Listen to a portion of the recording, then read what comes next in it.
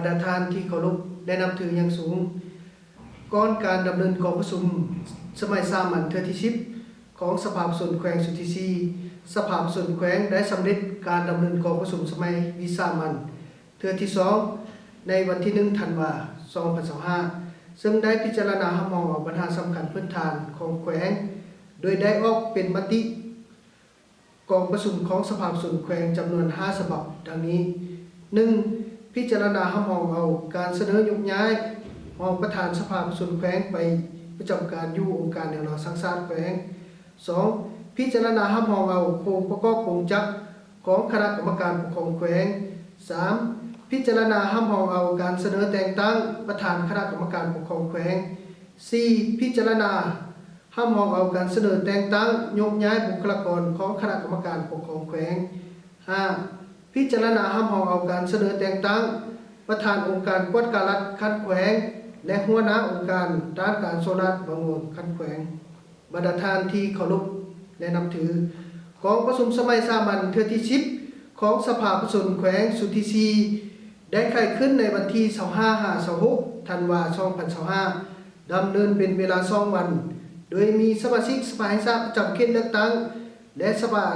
สมาชิกสภาผู้แทนคัดแขวงเข้าร่วมหลายกว่า2/3ของจำนวนสมาชิกสภาผู้แทนแขวงตามกฎหมายกำหนดตลอดระยะการดำเนินกองประชุมสมาชิกสภาผู้แทนแขวงได้ปฏิบัติภาระบทบาทสิทธิและหน้าที่ของตนโดยความรับผิดชอบสูงในการซุ่มเหื่อแห่งสติปัญญา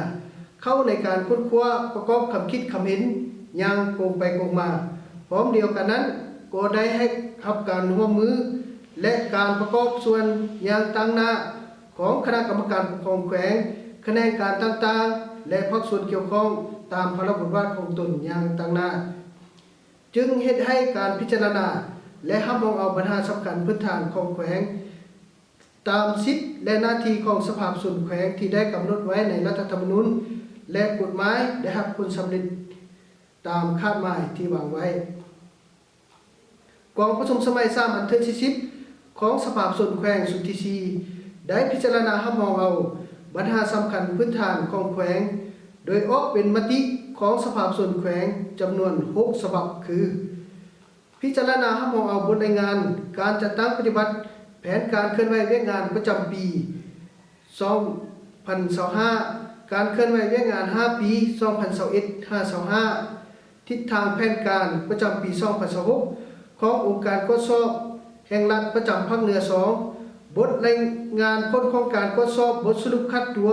การจัดตั้งปฏิบัติแผนงบประมาณแห่งรัฐประจำปี2024 2. พิจารณารับรองเอาบทรายงาน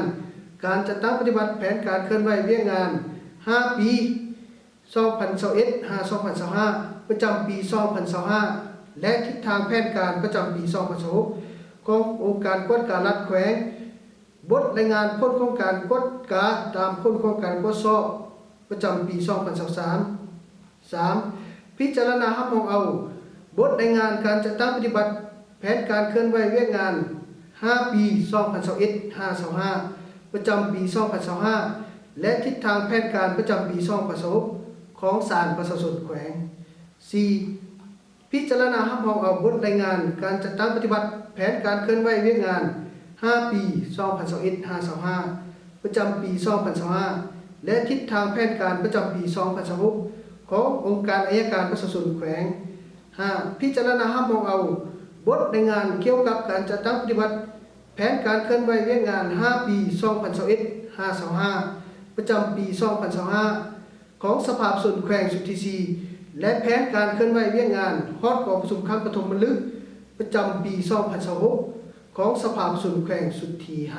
5 6. พิจารณารับรองเอาบทรายงานของคณะกรรมการปกครองแขวงเกี่ยวกับการจัดตั้งปฏิบัติแผนพัฒนาเศรษฐกิจสังคม5ปีครั้งที่9แผนงบประมาณแห่งรัฐ5ปี2021-2025ประจำปี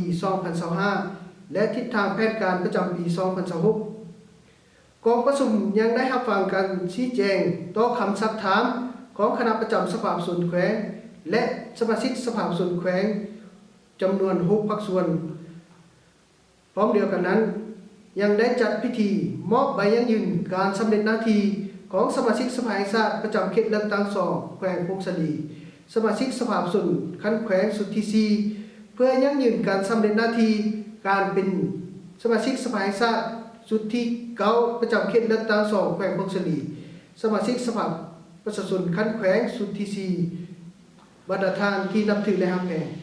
กองประชุมสมัยสามัญเทื่อที่10ของสภาประชาชนแขวงสุทธิซีครั้งนี้เคียงคู่กับการพิจารณาและหาปัญหาสำคัญพื้นฐานของท้องถิ่นดังกล่าวมาข้างถึงนั้นในระยะดำเนินกองประชุมได้มีประชาชนส่งคำคิดคำเห็นผ่านโทรศัพท์สายด่วน088 156มายังกองประชุมสภาประชาชนแขวงรวมทั้งหมดจำนวน2สาย2เรื่องแม่นพอพันถึงปัญหาข้อขัดแย้งที่ดินต่อคำคิดคำเห็นของประชาชนที่ส่งมาในกองประชุมสภาประชาชนแขวงนั้นกองเลขากองประชุมจะได้สำรวมและมอบให้บรรดาคณะกรรมการที่เกี่ยวข้องเพื่อประสานสมทบกับภาคส่วนที่เกี่ยวข้องของคณะกรรมการปกครองแขวงในการค้นคว้าพิจารณาแก้ไขให้ถูกต้องสอดคล้องตามกฎหมายและระเบียบการในนามเลขาธิการสภาประชาชนแขวงตั้งหน้าให้กองเลขากองประชุมข้าพเจ้าขอขอบใจมายังบรรดาท่านการนำภาครัฐทุกขั้นแนวเราสร้างชาติสร้างพันธมิตรเก่าองค์การจัดตั้งมหาชนพนักงานรัฐกรทหารตำรวจนักเขียนนักศึกษาปัญญาชนนักธุรกิจชาวผู้ให้งานและพ่อแม่พี่น้องประชาชนบรรดาเผ่าในทั่วแขวงที่ได้ติดตามกองประชุมสมัยสามัญเทื่อที่10ของสภาประชาชนแขวงสุทธิซีในครั้งนี้ขอขอบใจและสมเสยอย่างจริงใจมายังนักข่าวของแขวงนักข่าวของปกส.แขวงนักข่าวทหารแขวงที่ได้ติดตามอย่างใกล้ชิดเพื่อเก็บกำข่าวสารและเผยแพร่อย่างทันการเกี่ยวกับการดำเนินกองประชุมสมัยสามัญเทื่อที่10ของสภาประชาชนแขวงสุทธิซีให้แก่สังคมรับทราบอย่างทั่วถึงขอขอบใจ